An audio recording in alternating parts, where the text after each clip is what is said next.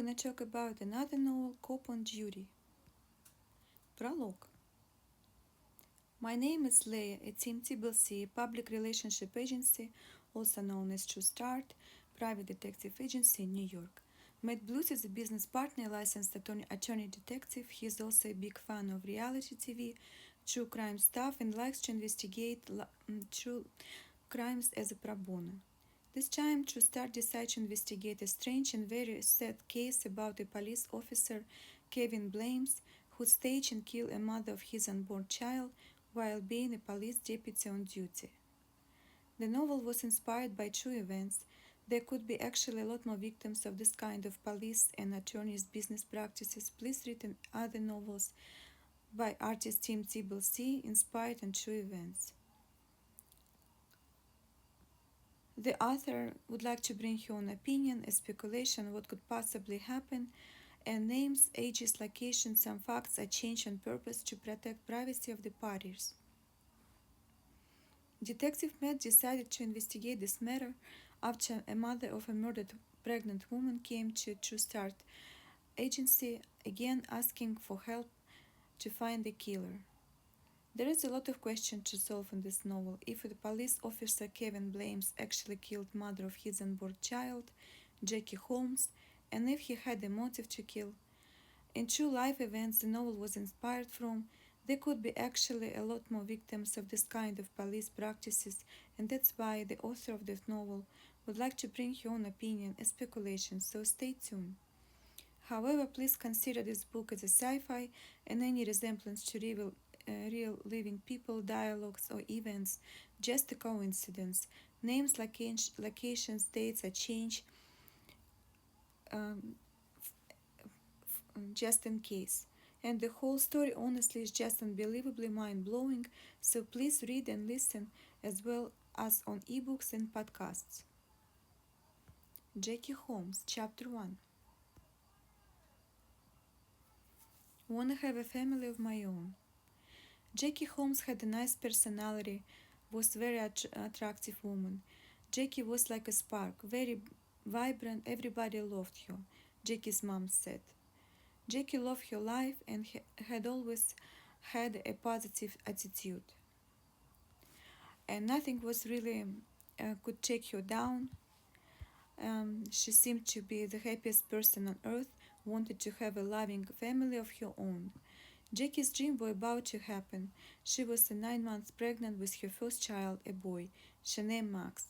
Jackie's mom, Deborah, at first she was shocked that her daughter is expecting a baby. It didn't seem like Jackie had a man in her life.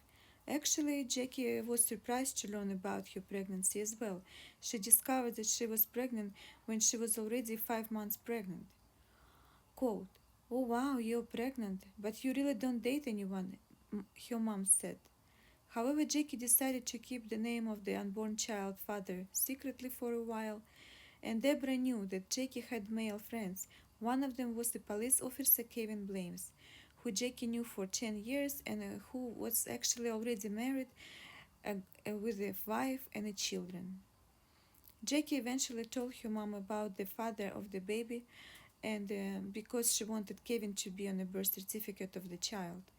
Jackie also added later that she thought Kevin was separated from his wife, about to divorce her, when they started having a romantic relationship.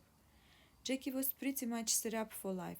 She had a great job, just purchased a new house, and was getting ready to welcome her first baby, a son, when her body was discovered and she was 9 months pregnant.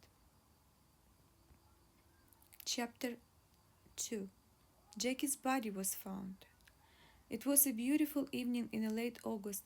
After work, Jackie decided to go to her friend Adriana's house to help her with newborn twin boys. However, she couldn't stay longer because she already had the plans to meet with her baby's father to discuss a child support issue, an issue like placing his name on a child birth certificate. A couple hours later, a gruesome discovery was made on a secluded road. A car was parked on a dark side, and a woman's body was hanging out on an extension cord around her neck.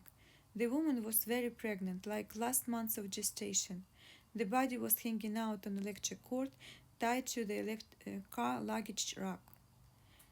A county police officer on duty responded to the crime scene right away. Chapter 3. Officer on duty. Township police officer on duty responded immediately.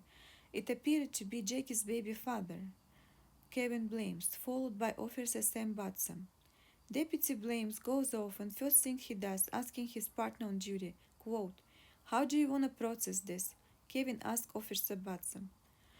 They both approached the vehicle and saw the victim. It was Jackie Holmes, but Officer Blames didn't report anything at that time, that he already knew the victim personally for some unknown reasons.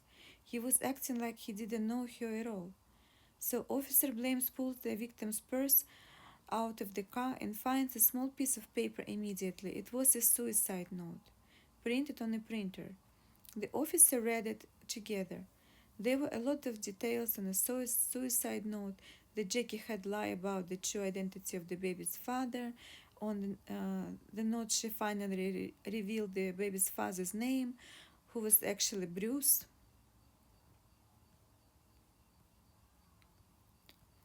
Chapter 4. Suicide Note. Jackie Holmes' suicide note was found near her body that stated that she met her baby's father at a local bar one night and they had one night stand, and as a result she got pregnant. But the baby's father wanted to do nothing with her and wanted to abort the child. According to the suicide note, Jackie fell into a great depression and felt like her life is over. She could no longer provide a good life for her child and being a single mother, and hence she decided to leave this world along with her unborn beloved son. She didn't want to suffer anymore and didn't want her baby to suffer. Quote, "I feel like a failure because I cannot afford to support myself and the baby," the suicide note stated. The note ends with, quote, "It's the only way. I love you all. I'm sorry, Jackie." Chapter 5. Officer Blames. After reading Jackie's suicide note, Officer Blames pulls out the victim's wallet and looks at the ID, and then proclaims, quote, "Jesus, I know this girl." Turns out that Officer Blames knows the girl from one of the local bars. The minutes later, a detective fireman arrives at the scene. Chapter 6.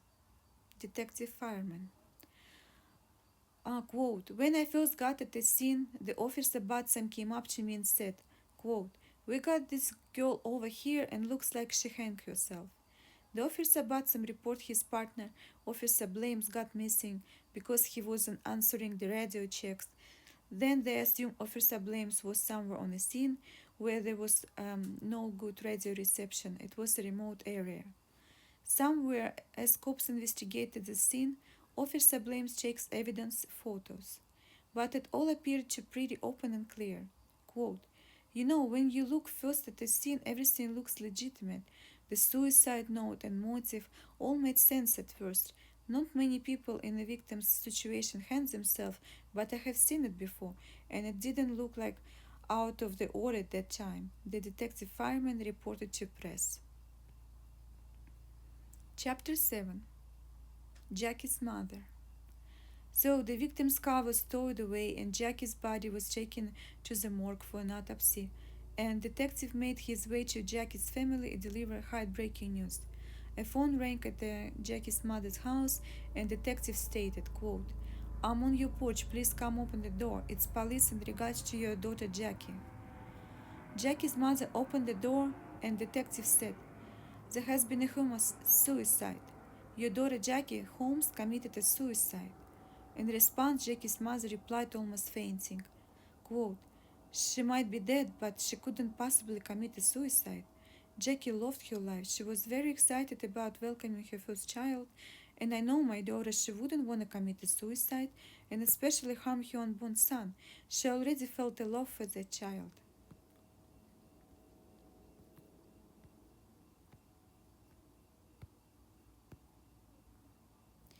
Jackie's mother noticed that suicide note was typed and printed on a printer. It was a single-spaced, a size-10 font, and it was worded so unlike her daughter. Quote, "If Jackie would have written a suicide note, it would have been her own handwriting. in a glitter pen, purple, green, or pink ink, and each person would have got her own copy of the note. I know my daughter. I would have never looked. It would have never looked the way it did now, Mother stated. Chapter 8. Mom dies, baby dies. Jackie's Holmes was declared dead, so her death was claimed the life of her unborn son Max. Unfortunately, dies, baby dies. It's just the way it is. But Jackie's friend and family stated that Jackie's couldn't possibly take her own life, and especially the life of her unbeloved son. Jackie wanted to have this baby. She wasn't suicidal at all by any means. Then the question came up instantly that made the bombshell to blow out. Chapter 9. Who's the father of the baby then? Quote, do you know who's the father of the baby then? The detective asked Jackie's mom. Quote, your officer. Kevin blames, Jackie's mother replied. The detective was working on that field for a long time and it seemed nothing could rattle him. But the news about who the father of the baby was really rattled him. The detective couldn't believe it and felt sick to his stomach.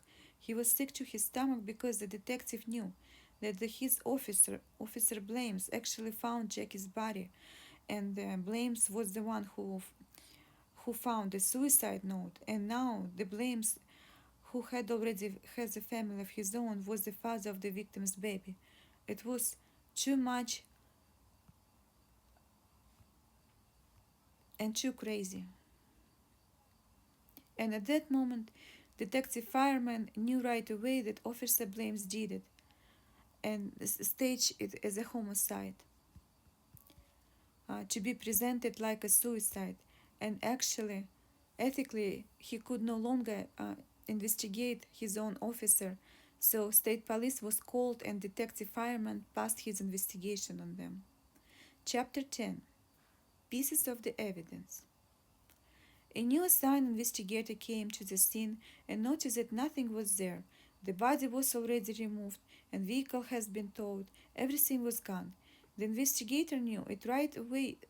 Somebody has already cleaned up the crime scene, even though the scene is supposed to be secured until forensic scientists are done with their work. More scientists arrived at the scene and discovered available evidence left behind right at the spot where Jackie's car was parked. A pair of flip-flops. But it was so real a lot there.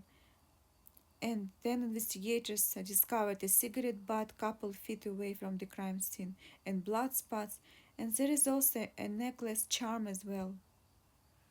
Possible 3 pieces of evidence was found. Chapter 11. 3 valuable pieces of evidence were found on the scene. Jackie's car and Officer Blame's police car was sent to the lab. Turns out that Officer Blames was strangely silent, not answering any radio checks for an hour and a half leading to Jackie's body. He went dark on his police radio, so even his patrol partner, the Officer Batson, was like, quote, where is Deputy Blames? I need him and he just disappeared. So then Officer Batson wanted to look for Blames and headed on the road to a remote location. Quote, how did Officer Batson know where to look for Blames? Matt asked. Quote, Blames had a spot in the park where he would go if he wanted to sleep on a job, Batson responded. So Batson went to that remote location, just found the homicide scene where Jackie was murdered. Quote, hey, I just found this girl. I was about to call you, Officer Blames stated immediately when he saw his partner, Officer Batson, approaching the crime scene. According to the Batson, Officer Blames looked disheveled and out of sorts. When Batson got to the scene, Blames was all sweaty and out of breath. And the more the police digged, the more pieces of evidence pointed to Blames.